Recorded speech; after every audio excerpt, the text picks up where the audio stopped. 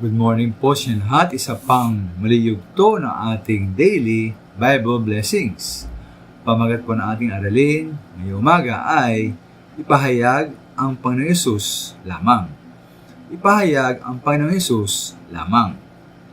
Sa pong pagkapahayag o pagbabagi ng Ebanghelyo sa mga tao, maaaring minsan po tayo ay mag-atubili o matakot. Bakit po kaya? Maaaring po una dahil sa dami-dami ng mga iba't ibang reliyon, mga grupo at simbahan o iglesia, maaaring tayo natakot na baka hindi natin masagot ang pagkapahayag ng sariling paniniwala o doktrina na ating kausap na hindi ligtas.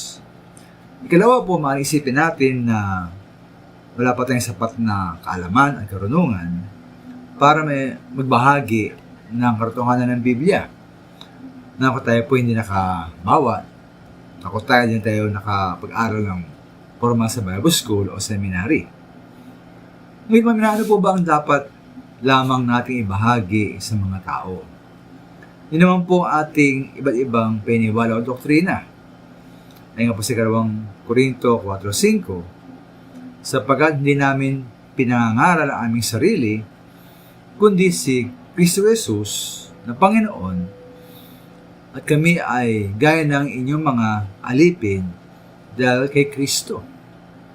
Kaya po lahat tayong anuman o sinumang dapat ibahagi, ito rin pangaral, kundi ang Panginoon Jesus lamang, na siya ang namatay, inilibing, at muli nabuhay para tayo po ay maligtas. Na siya ay dapat kilalanin ng mga tao bilang Panginoon, tagapagligtas at hari ng kanilang buhay upang sila ay mabago at maligtas.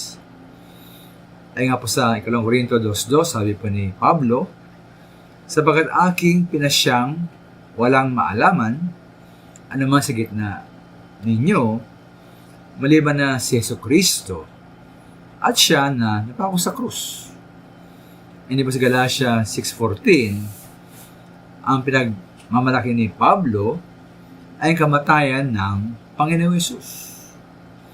Dati po hindi mga minamahal, no? Sabi nga sa 2 Korinto 4:5, tayo pawang mga alipin at lingkod lamang ng mga tao. Kaya po sa rin pagkapakumbaba, at yung bagay lamang minamahal, ang ating Panginoong Hesus. Siya lamang, wala na iba sa mga tao. Maraming salamat po.